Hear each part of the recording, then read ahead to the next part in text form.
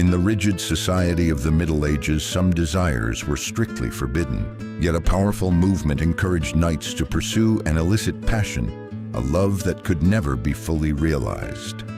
This is the story of courtly love, where the forbidden was the ultimate prize.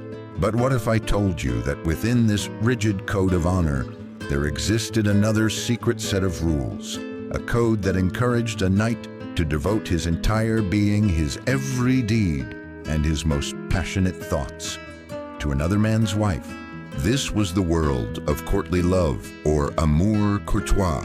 It was an elaborate, dangerous, and intoxicating game played in the highest circles of medieval society. In this video, we will decode the secret rules of this forbidden love and ask the ultimate question: was this beautiful poetry or a sophisticated guidebook for high-stakes sanctified adultery? Rule 1. The unattainable lady. The first and most crucial rule of courtly love is that the object of the knight's affection had to be, in some way, completely unattainable. And there was no greater symbol of unattainability in the Middle Ages than a high-ranking noblewoman who was already married. Often this lady was the wife of the knight's own lord. This social barrier was essential. It elevated the love from a simple physical desire to a higher, more spiritual plane. Because the love could never be officially realized through marriage, it was considered purer a love for love's sake. The knight would choose his lady from afar. She was his maidens or my lord, in masculine form, indicating that he submitted to her authority as he would a feudal lord. This wasn't a relationship of equals, it was one of worship and servitude. The knight was the humble devotee, and the lady was the distant, radiant goddess. Rule 2. The service of love. Once the knight had chosen his lady, his entire existence was reoriented around serving her. This service of love was how he proved his worthiness.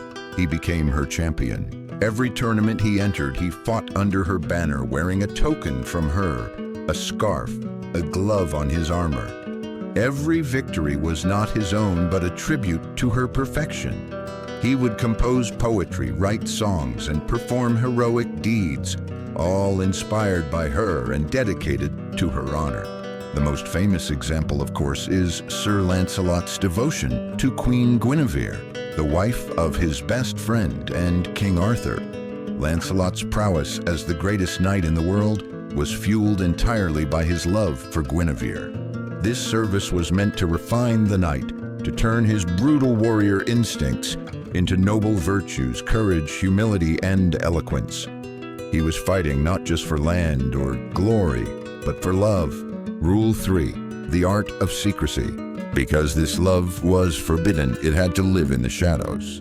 Secrecy was not just a practical necessity, it was part of the thrill, part of the art form itself.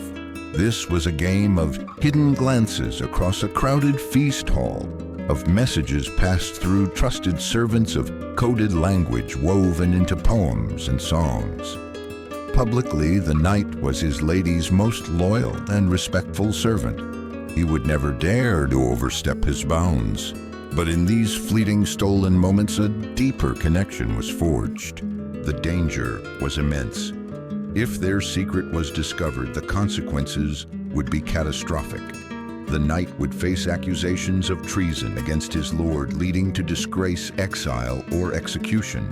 The lady would face public humiliation and potentially a lifetime locked away in a convent. This constant risk, this shared secret, made the bond between them even more intense and intoxicating. This complex game of secrets and service was meant to ennoble the knight's spirit, but it often led to a place where the lines between spiritual devotion and physical desire became dangerously blurred. And that's where we find the most controversial rule of all. Rule 4, the paradox of adultery. Here we arrive at the heart of the paradox. In the 12th century, a writer named Andreas Capellanus wrote a famous treatise called The Art of Courtly Love. In it, he makes a truly shocking statement. Marriage is no real excuse for not loving. He argues that true love, the passionate, all-consuming love celebrated by the poets, cannot exist within a marriage. Why? Because medieval noble marriages were rarely about love. They were political and economic contracts, strategic alliances designed to merge lands and secure bloodlines. A husband and wife had a duty to each other, but not necessarily a desire for each other. Therefore, Capellanus and others argued the only space where true love could flourish was outside of marriage. Courtly love, in this view, was not a betrayal of marriage, but an elevation above it. It was a space for a connection based on merit, beauty, and free will rather than contractual obligation. This raises the explosive question: was this love purely platonic? Was it all just poetry and longing glances? Or was it a sophisticated justification for physical adultery? Historians are still divided. Some argue it was a purely spiritual exercise, but many of the poems and stories are filled with passionate erotic language describing secret meetings in hidden gardens and chambers. It seems the rules were flexible, and for many knights and ladies, the service of love likely included a physical consummation seen not as a sin, but as the ultimate expression of this higher, truer form of love. So, courtly love was a beautiful, dangerous contradiction. It was a system of rules for a lawless emotion. It was a form of worship that bordered on blasphemy, a type of loyalty that required treason, and a spiritual quest that often ended in a physical embrace. It was a knight's attempt to find meaning and passion in a world governed by cold, hard contracts.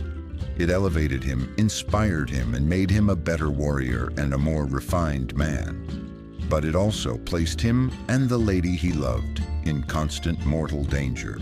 This journey into the gray areas of history where honor and betrayal are intertwined is what our channel is all about. If you believe these complex human stories deserve to be told, hitting the like button is the best way to show your support. And if you are fascinated by the secret rules that governed the past, then subscribe to The Knight's Journey and ring the notification bell. You will not want to miss the secrets we uncover next. Because history's most interesting stories are not about good versus evil. They are about the complicated rules people create to navigate the impossible desires of the human heart.